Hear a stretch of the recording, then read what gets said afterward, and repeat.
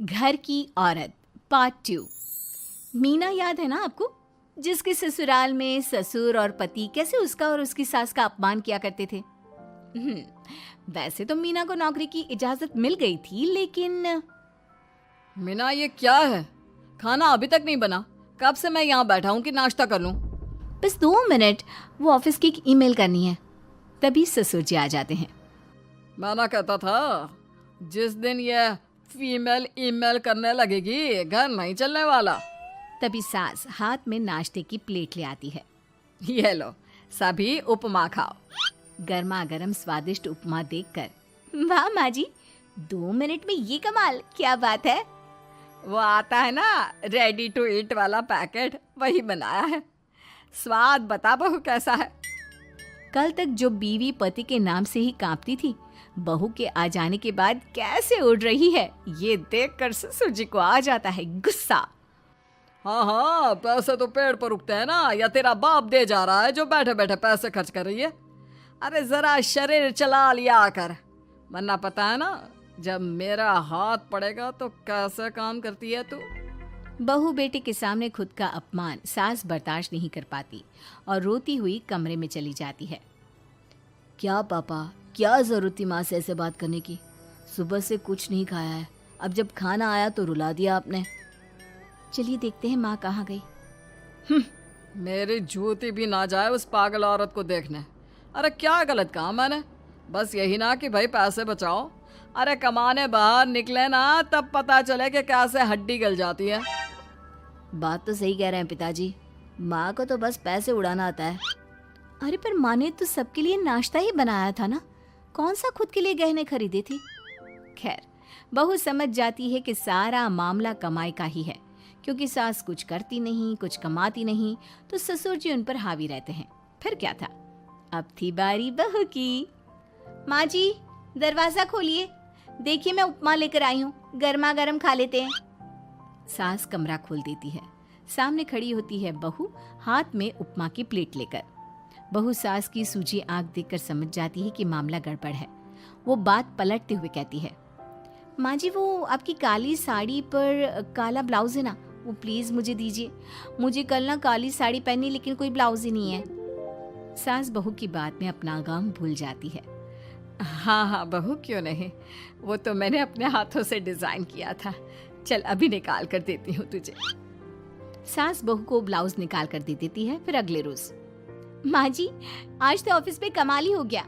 पता है क्या, सारी सहेलियों ने घेर लिया, पूछ रही थी ब्लाउज कहाँ से खरीदा। मैंने भी बोल दिया मेरी सास ने सिलाया, वो भी खुद डिजाइन करके। ये तो वही बात हो गई कि झोला छाप डॉक्टर की दवाई काम कर गई।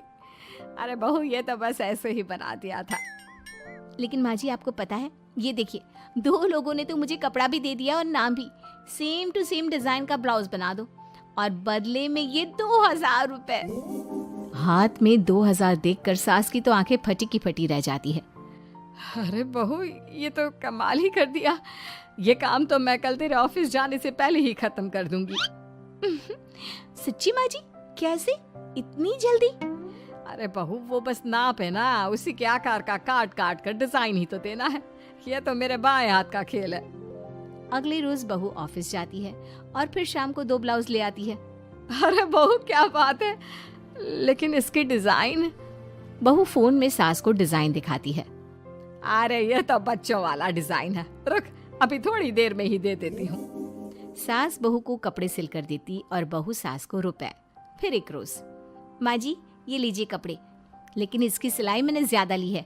तो क्या है ना, हैवी काम है तो मेहनत ज्यादा लगेगी ना आपको। अरे रहने देती बहू, मैंने कौन सी बुटीक खोली है। बहू को सास की बात में दम लगता है और वो कुछ सोचती हुई निकल जाती है। वो कमरे में बैठी होती है कि उसकी ससुर की जोर जोर से चिल्लाने की आवाज आती है। फिर फिजूल खर्ची।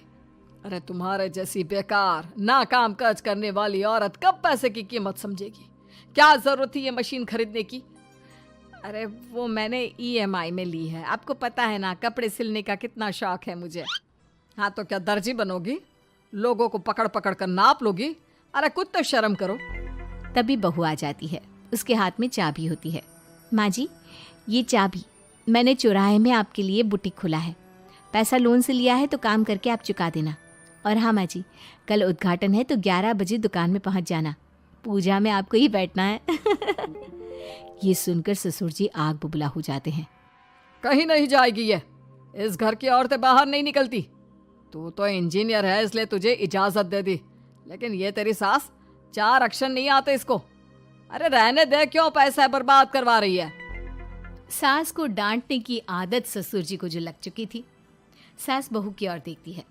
तो माँ जी कल वक्त से तैयार रहना। ससुर जी आप ही तो माँ जी को कहते थे ना उन्हें पैसे की कदर नहीं है, तो अब वो खुद ही कमाने जा रही हैं। अरे और क्या पापा, देखिए मीना ने कितना अच्छा बुटीक खुला है माँ के लिए। अरे रहने दो, ये कुछ नहीं कर पाएगी, गंवार कही की। ससुर की रजामंदी ना होने के बाद भी सास काम करती है, लेकिन ससुर भी ससुर होता है। एक रोज सास देर से घर आती है। कहाँ घूम रही थी? या कोई वक्त है घर आने का? घर का ठेका क्या आप मर्द लेंगे? अब लगोगी रसोई में, क्योंकि तुम्हारी बहू रानी भी नहीं आई अभी तक। पापा आज बाहर से ही मंगवा लेते हैं। आज बहुत ज़्यादा काम था, किसी की शादी का पूरा कपड़ा सिलना था। कल उन लोगों की ट्रेन थी, खुद बैठकर काम करवा कर गए हैं। बहू ये पैसे हैं आज के गल्ले के, ज़रा संभाल ले। ससुर देख रहा होता है कि कैसे कल तक जिस औरत को वो बुरा भला कहकर डरा कर रखता था वो आज उससे ज़्यादा कमा रही है। देखता है कितना दिन कमाती है। ससुर अब रोज़ कोई ना कोई ऐसा काम करता जिससे सास का काम बंद हो जाए।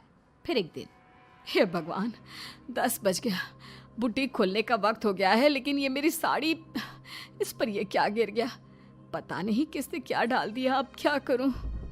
सास दोबारा अलमारी से दूसरी साड़ी निकालती है, फिर उसे प्रेस करती है और किसी तरह बुटीक पहुंचती है जहां पहले से ही कस्टमर खड़े होते हैं।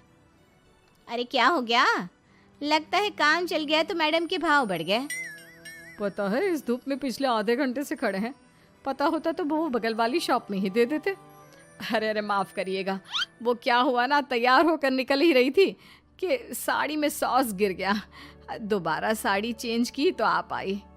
ठीक है, लेकिन अब आ गई है तो ज़रा जल्दी से कपड़े दे दो, हमें जाना है। सास को कस्टमर की बात बुरी लगती है, लेकिन क्या करती, वो जल्दी से सभी को सारा सामान देकर विदा करती है। सारा दिन काम करती है। वो निकल ही रही थी कि एक कस्टमर आती है। जी वो मेरी साड़ी है ना शादी की, उसका लहंगा बनवाना है। हाँ हाँ क्यों नहीं, बनवा लो। शादी की साड़ी के साथ इमोशंस जुड़े होते हैं। बिल्कुल सही बोला आपने, परसों मेरी शादी की सालगिरह है तो ज़रा बना देना। अरे नहीं नहीं, इतनी जल्दी कहाँ तैयार होता है शादी का लहंगा, कम से कम 4 दिन तो। देखिए आप 2 दिनों में जितना कमाती है ना वो मैं आपको 1 दिन में दे दूंगी। बस मेरी ये शादी की साड़ी का लहंगा बना दीजिए। सास को भी अब पैसे की लालच आ जाती है। वो सोचती है कि वैसे भी कोई अर्जेंट काम नहीं है तो वो मैनेज कर लेगी। अब ठीक है, नाप दे दीजिए। औरत नाप देकर वहाँ से चली जाती है। सास सोचती है कि घर जाकर रात में काम करेगी। ये सोचकर वो उस औरत की शादी की साड़ी घर ले आती है। वाह, अब काम घर पर भी ले आ रही हो। हाँ लेकिन घबराइए नहीं, घर के काम में कोई असर नहीं होगा। सास घर का काम करती है, बहू के साथ खाना बनाती है, खिलाती है और फिर क्या बात है सासू माँ, बड़ी जल्दी जल्दी काम कर रही हैं आज। सास बहू को सारी बात बताती है। क्यों माँ जी, इतनी भी क्या मेहनत करना। अरे बात सिर्फ पैसे की नहीं है, बल्कि उस बेचारी औरत की इमोशंस की भी थी। ये उसकी शादी की साड़ी है ना। ससुर पास खड़ा सब सुन रहा था। अब देखो, बहुत काम करने का शौक है ना, कैसे भरे बाजार तुम्हारी दुकान खुद तुम बंद करोगी। जब सास पूरी रात काम करके सुबह लेटती है, मौका देखकर ससुर कैंची से साड़ी को काट देता है। अगली सुबह, चलो कल आधा लहंगा सिला था, आज पूरा करके शाम को ही उसे उसका लहंगा सौंप दूंगी। लेकिन ये क्या, सास जैसे ही लहंगा उठाती है, लहंगा तो फटा होता है। वहीं ससुर छुपकर सास को देख रहा था। हाय रे, ये किसने किया? ससुर छुपकर हंस रहा था। बहू देख लेती है और ससुर के पास जाती है। पिताजी, आपसे ऐसी छोटी हरकत की उम्मीद नहीं थी। अब खुद ही दुकान बंद करेगी। ससुर वहाँ से चला जाता है। सास भी वहाँ आ जाती है। वो समझ जाती है कि उसके पति ने ही साड़ी पर कैंची चलाई है। लेकिन फिर शाम को, जी वो मेरा लहंगा तैयार हो गया? हाँ जी, मैं तो कहती हूँ कि आप एक बार लहंगा पहन कर भी देख ले। औरत लहंगा पहन कर आती है और खूब खुश हो जाती है। अरे ये लहंगा है ना अंकल जी कमाल का, आंटी जी ने बनाया है, बिल्कुल लेटेस्ट डिज़ाइन। औरत सास को ढेर सारे पैसे देकर चली जाती है। लेकिन मैंने तो ये औरतों का फैशन है, कहीं से सिल दो या कहीं से काट दो, फैशन ही होता है। चलिए शाम का खाना मेरी तरफ से, आज आपका जन्मदिन है ना, रिटर्न गिफ्ट तो बनता ही है।